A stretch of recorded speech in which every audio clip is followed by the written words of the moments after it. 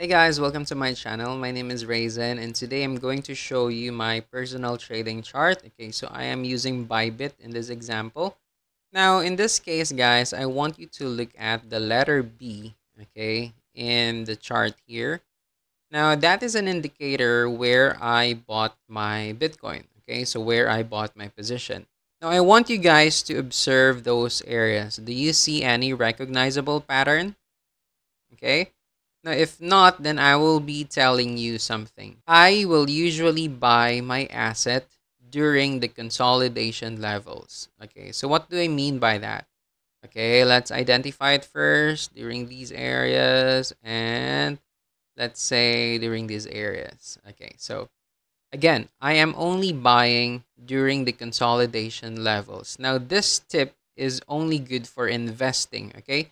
If you're planning to invest in Bitcoin for a long run, then this tip will also help. Again, as what I've mentioned, I'm only buying on the consolidation levels. Now, what do I mean by consolidation levels? Consolidation levels are the times when it's actually boring or when it's actually sideways, okay? Just like for this example, the movement of the market was just inside this box here, going up, going down, going up again, okay? So that is what we call consolidation levels, okay?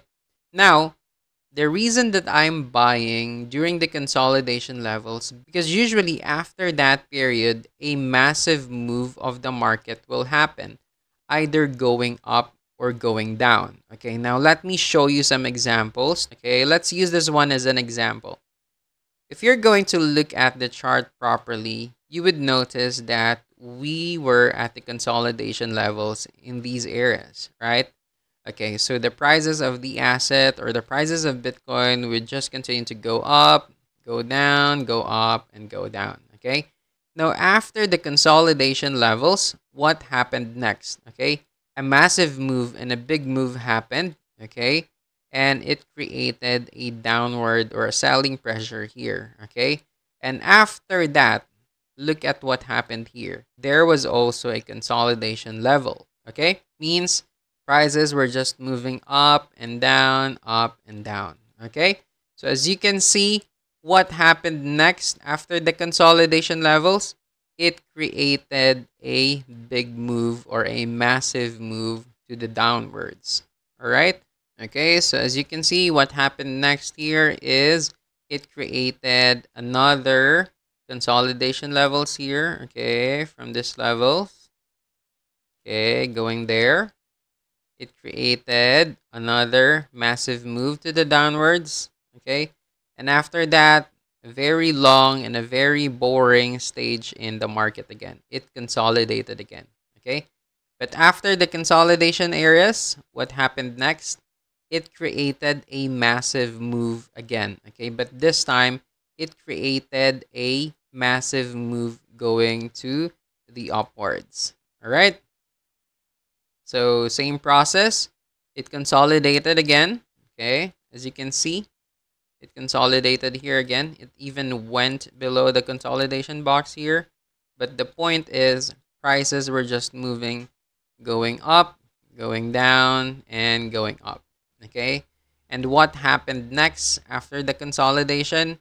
It created a long and a massive big candle here. Okay, and after that, it created another consolidation here. So as you can see, the pattern are just the same. Okay? Consolidation, then big move. Consolidation, then big move. Okay? Either going up or going down. But the point is, it is consolidating first before the big move. Now, that is a typical move of the market. But as you can see, it would not always happen just like this one. This is not a sideways pattern, but it is a bear pattern. And after that, it created a massive move here. Okay, so again, though it's not consolidating in the sideways, but it's also consolidating in the downwards pattern, just like this one. This is also what we call consolidation. All right, consolidation to the downwards. Okay, now if you're going to look at this one, what happened next? Okay, and it created a pattern here again. All right. Okay. As you can see, it is just repeating and repeating, right? The process is just the same. Consolidation, big move, consolidation, big move. Okay. So just look at this one. I'm sure you already get what I'm saying. Okay. After each consolidation, there is a big move, and so on and so forth. All right. So just look at the areas where I bought Bitcoin. Okay, here you go. As you can see, I bought Bitcoin here when the prices was boring, when Bitcoin was so silent. Okay, so that is my favorite areas where I'm buying my Bitcoin. Okay, look at the arrows here. Okay, from this one going to this one. And same thing, when the market was boring, when the market was silent, I kept on buying. And what happened afterwards?